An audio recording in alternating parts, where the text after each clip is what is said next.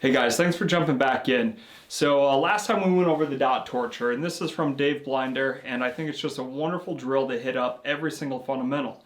Now last time I was actually doing the live fire portion so you could actually see what my target looked like, and I just ran through it pretty quick so we didn't have a half hour, a 40-minute video or anything, so I wasn't really taking my time for it, but it's a wonderful drill to actually slow it down. Ammo's hard to find right now, so what I'm going to actually be utilizing tonight is our SIRT pistol. Now I do carry a flashlight. It's the TRL1 HL, so I do carry that on my duty firearm. So what I wanted to do was actually mount it on my SIRT pistol tonight. So all of my fundamentals, the weight of the gun, everything like that's going to be the same. The difference is when I pull the trigger for this one, all you're going to see is that dot on my target. So I thought it'd be pretty fun to do a mini series and actually break down all of these fundamentals so that you guys have a better understanding of why I truly love this type of training.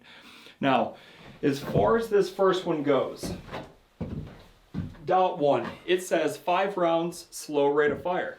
So it has nothing to do with your speed or anything like that. All we're focused on is the accuracy aspects. So what I thought we would do tonight is actually hit up all of those things. I'm going to explain what your grip should look like, how you should be aiming so you could at least shoot accurately, but we're talking about the consistency here. So shot 1 through 5 should all look the same. Stay tuned for this. Because I'm right-handed, the first thing that you can see right here is that my finger is not on the trigger. It's parallel with my barrel. The reason I do this is pretty simple. If you weren't holding a gun and I asked you to point at a car or a tree or something like that, you wouldn't do it from your hip, but you would actually present it straight out in front of you and you would point at whatever you were trying to hit. So now that you're holding the firearm, if your finger is parallel to your barrel, what you could actually do is present the firearm by pointing at it. Now, when you're actually ready to engage, you should be fairly close without actually trying to align anything. So when you pair up your actual grip, and I'm going to turn around here so you can see what that looks like for me. I try to get my support hand as high up on my frame that I possibly can. So what I like to do is pick up my thumb, use that meaty portion of my palm to fill up that grip. My thumb on top of my other thumb. Now also notice that my thumbs are parallel with my barrel.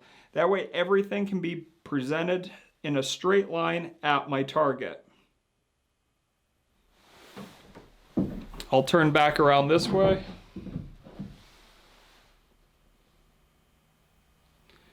Once you're finally ready to destroy something, go ahead, move that finger down to your trigger. And what you have to do is squeeze that trigger slowly to the rear.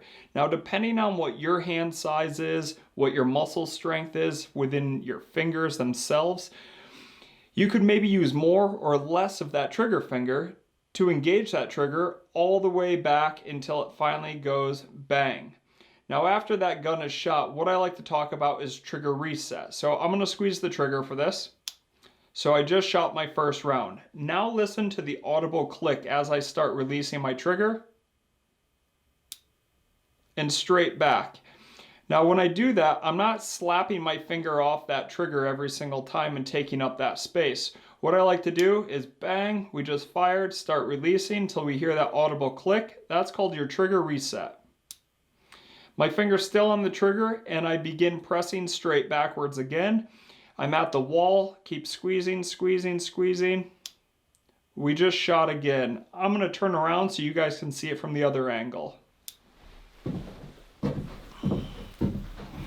So I'll do this single-handedly so you guys can see it. Notice how I have this creep on my trigger right here. So what I'm going to do is start prepping my trigger all the way to the wall. Begin to squeeze through that wall. We just shot a round off. Now, as I start releasing, you'll hear that audible click. Watch my finger on the trigger.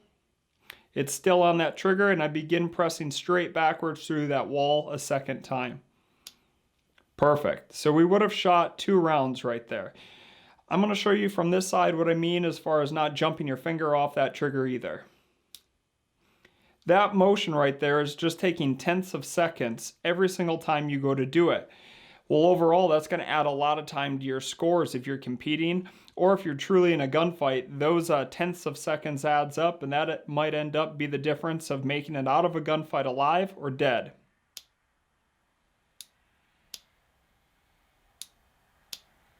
Nice, slow trigger pull.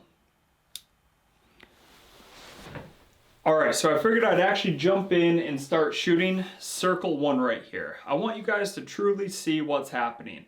So I have a different camera set up over here, and that's just gonna show you where the dots actually are. It's gonna come in way more clear than what I tried doing last time by just using one camera. So I'm gonna hook up the other one so you guys can actually see that and have the clarity this time.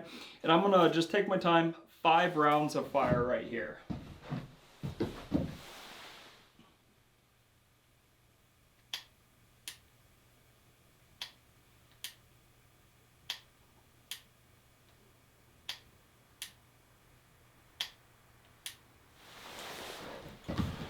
Perfect.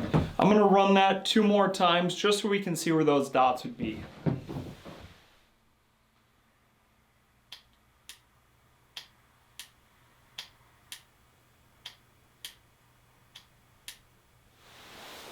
I think that was 5. I honestly forgot to count. So one last run of that.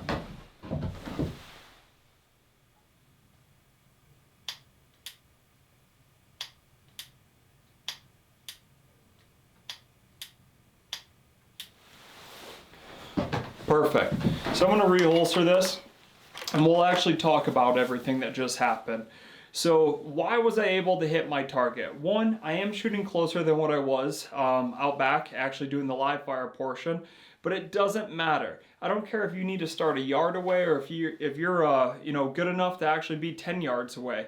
Everybody's ability is going to be completely different. So don't watch the YouTube thing and say, I need to start at 10 yards. That's where those guys ran it from. Start at whatever your ability it is and run from there.